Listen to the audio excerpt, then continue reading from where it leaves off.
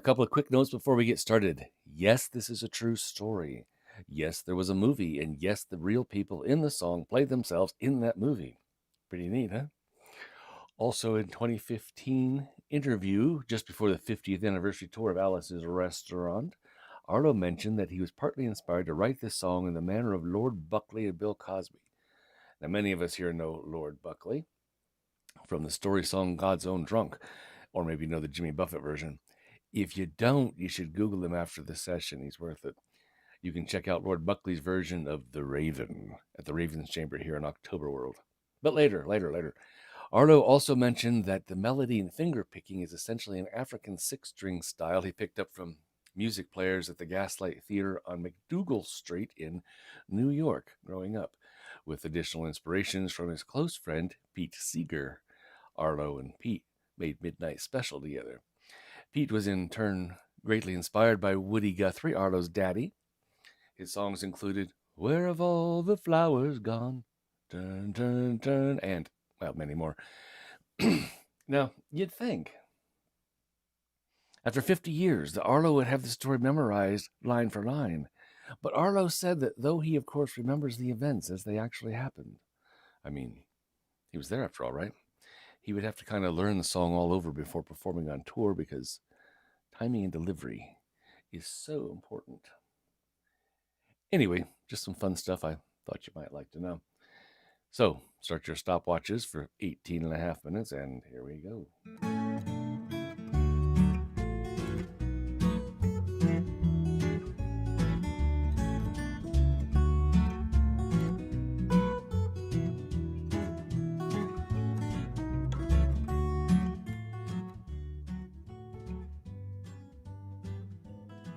Sounds like some of you have heard this one before. I know I have. That's because this song is called Alice's Restaurant. It's about Alice and the restaurant.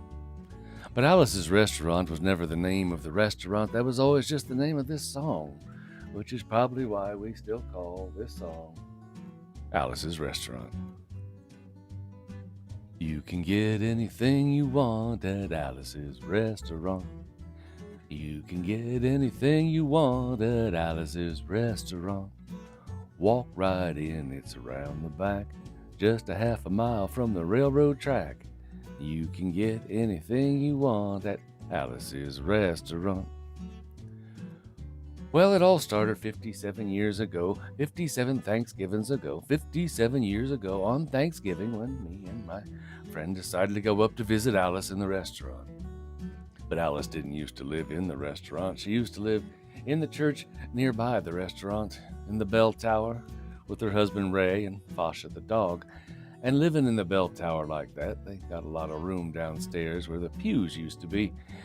And having all that room, seeing as how they took out all the pews, they decided they didn't have to take out their garbage for a long time. And boy, talk about pews. Well, we got up there, we found all the garbage in there, and we decided it'd be a friendly gesture for us to take the garbage down to the city dump. So we took the half a ton of garbage, we put it in the back of a red VW microbus, we took shovels and rakes and implements of destruction, and we headed on toward the town dump.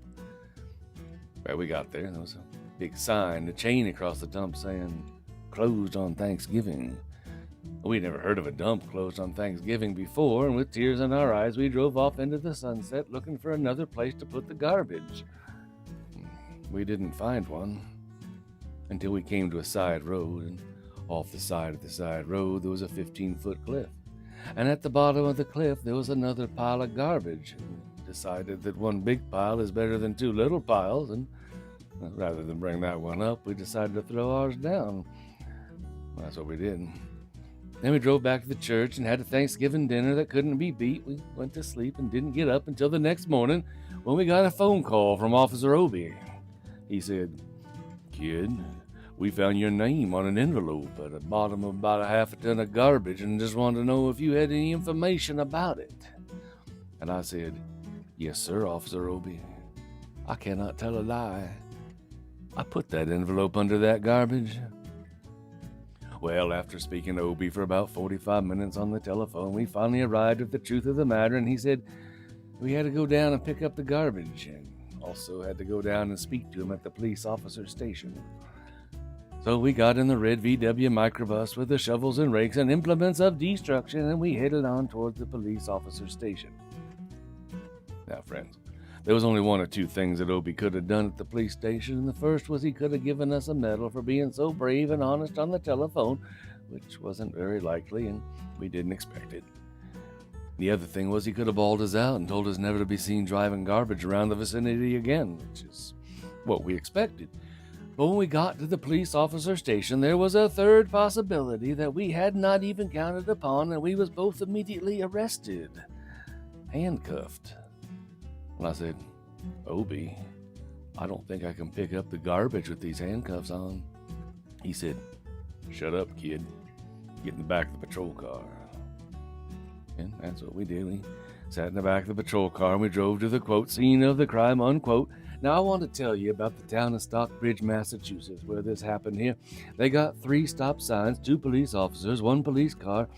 But when we got to the scene of the crime, there was 5 police officers, 3 police cars, being the biggest crime of the last 50 years, and everybody wanted to get in the newspaper story about it. And they was using up all kinds of cop equipment that they had hanging around the police officer station. They was taking plaster, tire tracks, footprints, dog smell prints. They took 27 8x10 color glossy photographs with circles and arrows and a paragraph on the back of each one explaining what each one was to be used as evidence against us. They took pictures of the approach, the getaway, the northwest corner, the southwest corner, and that's not to mention the aerial drone photography. After the ordeal, we went back to jail. Obie said he's going to put us in the cell. Said, kid, I'm going to put you in the cell. I want your wallet and your belt. And I said, Obie, I can understand you wanting my wallet, so I don't have any money to spend in the cell. What do you want my belt for? And he said, kid, we don't want any hangings. And I said, Obie, did you think I was going to hang myself for littering? Well, Obie said he was making sure, and friends, Obie was, 'cause he took out the toilet seat so I couldn't hit myself over the head and drown. He took out the toilet paper so I couldn't bend the bars, roll the toilet paper out the window, slide down the roll, and have an escape. And Obie was making sure, and it was about 4 or 5 hours later, that Alice, remember Alice? It's a song about Alice. Alice came by, and with a few nasty words to Obie on the side, he bailed us out of jail, went back to church, and we had another Thanksgiving dinner that couldn't be beat, and we didn't get up until the next morning when we all had to go to court. We walked in, sat down, and Obie came in with the 27 8x10 color glossy pictures with circles and arrows and a paragraph on the back of each one. Man came in and said, all rise. We all stood up, and Obie stood up with the 27 8x10 color glossy pictures. And the judge walked in and sat down with the seeing eye dog. And when he sat down, we sat down. Obie looked at the seeing eye dog, and then at the 27 8x10 color glossy pictures with circles and arrows and a paragraph on the back of each one, and looked at the seeing eye dog. And then the 27 8x10 color glossy pictures with circles and arrows and a paragraph on the back of each one, and began to cry because Obie came to the realization that it was a typical case of American blind justice, and there wasn't nothing he could do about it. And the judge wasn't going to look at the 27 8x10 color glossy pictures with circles and arrows and a paragraph on the back of each one explaining what each one was to be used as evidence against us. And we was fined $50 and had to pick up the garbage in the snow. Of course, that's not what I come to talk about, just thought I'd mention it. Came to talk about the draft. Now, for those who can't remember, weren't there, back in those days, they used to have a thing called the selective service system, which meant that when you was a guy and you turned 18, you had to register with the selective service so that you could select some kind of service that might be of interest to you. If your choice was none of the above, they would help you by making a selection for you. And to do that, they had buildings all around America, and one down in New York on Whitehall Street where you walk in. You get injected, inspected, detected, inflected, neglected, and selected. Well, I went down to my physical examination one day, and I walked in. I sat down. I got good and drunk the night before, so I looked and felt my best when I went in that morning. Because I wanted to look like the old American kid from New York City. Man, I wanted to feel like I wanted to be the old American kid from New York. And I walked in, I sat down, I was hung down, brung down, hung up at all kinds of mean, nasty, ugly things. And I walked in and I sat down, and they gave me a piece of paper and said, "Kid, see the psychiatrist, room 604. I went up there and I said, "Shrink, I want to kill. I want to kill. I want to see blood and gore and guts and veins in my teeth, eat dead, burnt bodies. Kill. And I started jumping up and down, yelling, "Kill." And he started jumping up and down with me, and we was both jumping up and down, yelling, "Kill." And the sergeant came over and pinned a medal on me, sent me down the hall and said, "You're our boy." And I didn't feel too good about it. But I proceeded on down the hall, getting more injections, inspections, detections, neglections, and all kinds of stuff that they was doing to me at the thing there. And I was there for 2 hours, 3 hours, 4 hours.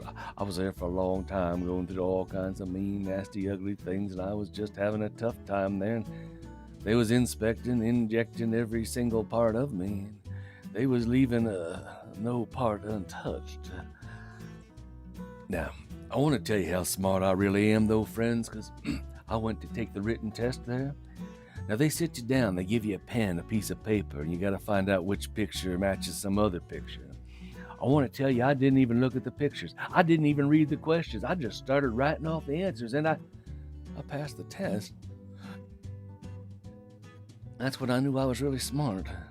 Psychic. It was about this time I was getting really upset, worried, and all kinds of things, because I thought they was going to take me. So I went up to one guy and I said, "How come you're passing me, man?"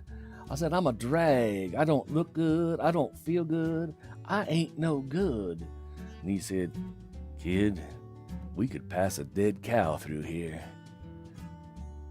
Anyways, I proceeded on through, and after 8 hours of being in there, I finally came to see the last man. I walked in, sat down, and after the whole big thing there, I walked up and I said, "What do you want?" He said, "Kid, we only got one more question. Have you ever been arrested?"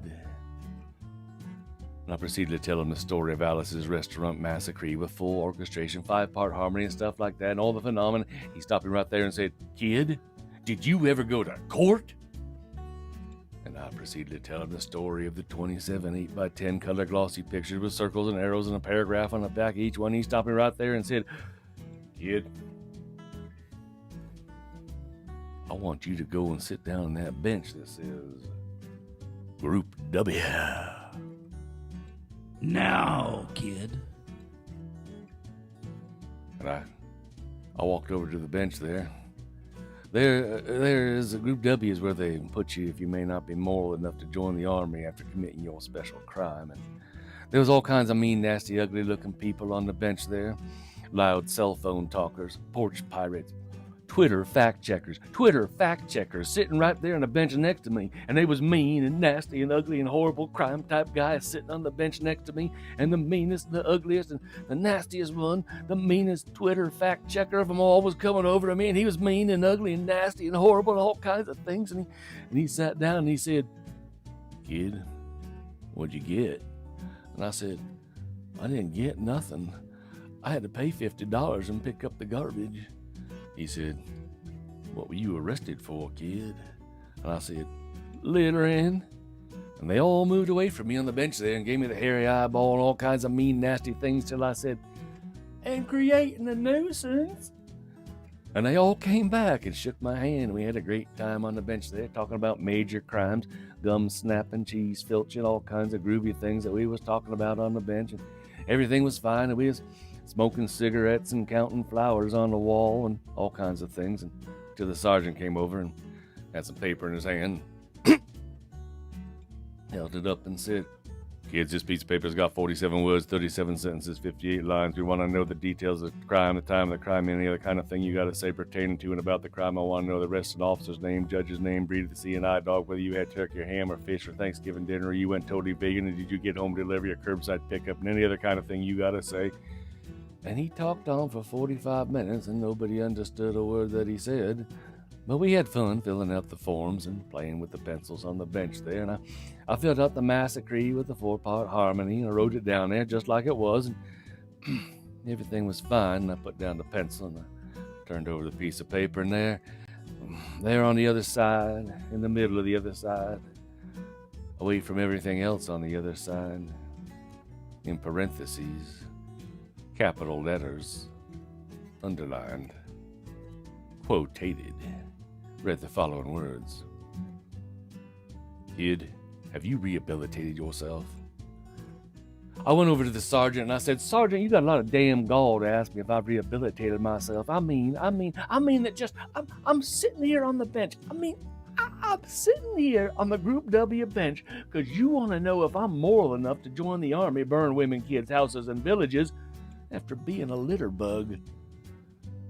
He looked at me and said, Kid, we don't like your kind. We're going to send your fingerprints off to Washington. Friends, somewhere in Washington, enshrined in some little folder, is a study in black and white of my fingerprints. They're still there. They've been there 50 freaking years. And I'm not the only one. They've been adding to the collection recently. So the only reason I'm singing you this song now is because you may know somebody in a similar collection. Even some of you could be in a collection like that. Sometime sooner than you're sitting here thinking about right now.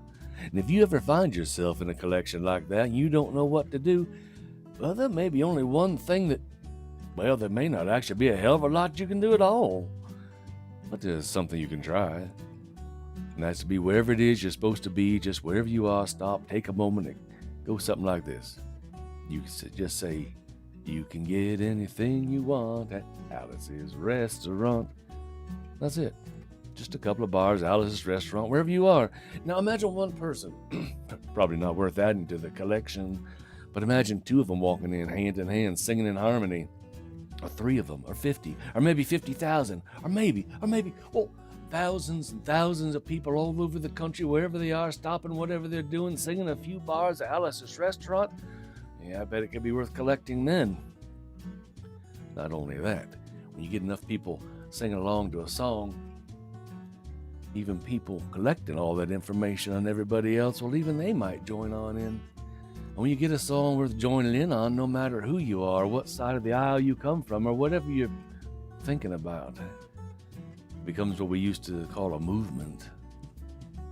Now, one of these days, somebody's going to write a song like that. It's not this one. But while we're waiting for that song to get wrote, we can practice on the one we got. It's not all that hard. Some of you know it already. We'll wait for it to come around on the guitar here and sing it when it does. With feeling. We're just waiting for it to come around.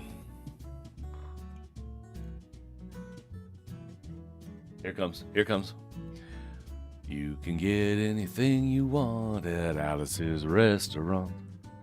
You can get anything you want at Alice's restaurant. Walk right in, it's around the back, just a half a mile from the railroad track.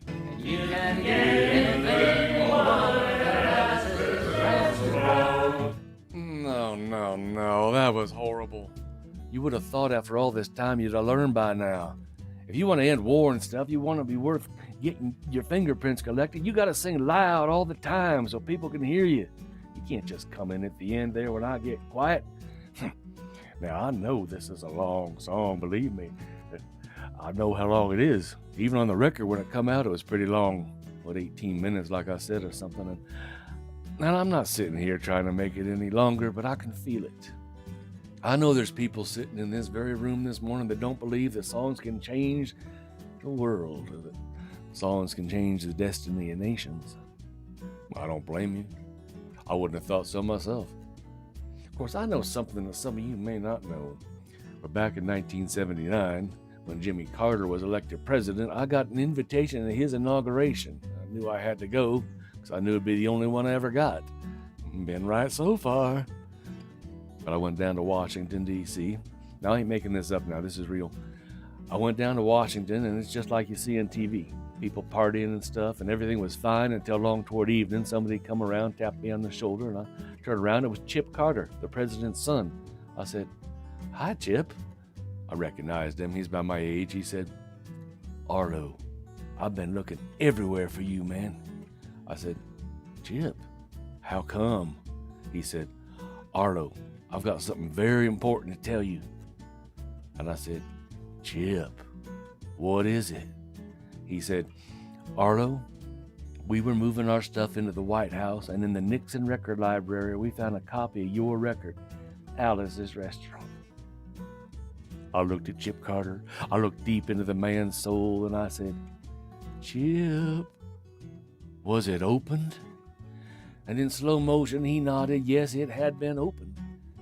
Now, I want you folks to know that I did not think about that for a long time, until sometime later when we was all thinking about Richard Nixon when he passed away. And well, yeah, I see so many people here may not know. See, Richard Nixon, he was the president of the United States.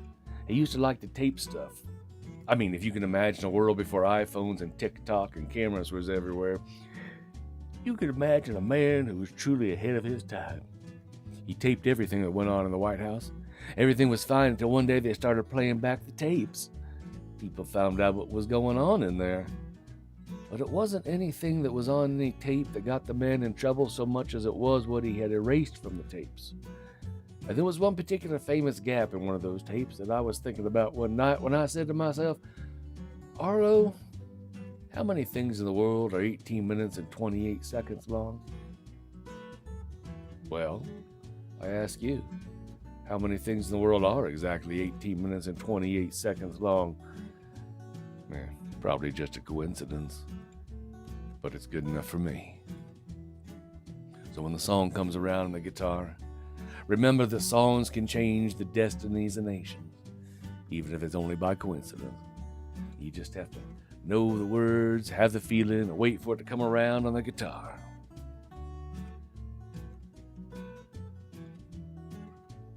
You can get anything you want at Alice's Restaurant, except in Alice.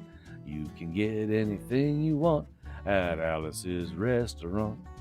So walk right in, it's around the back, just a half a mile from the railroad track. You can get anything you want at Alice's Restaurant, da-da-da-da-da-dum, at Alice's Restaurant. Ba-dum-bum-ba. Happy Thanksgiving, everybody. Thank you for being here. Hope you're having a great time. And hope you have a great Thanksgiving.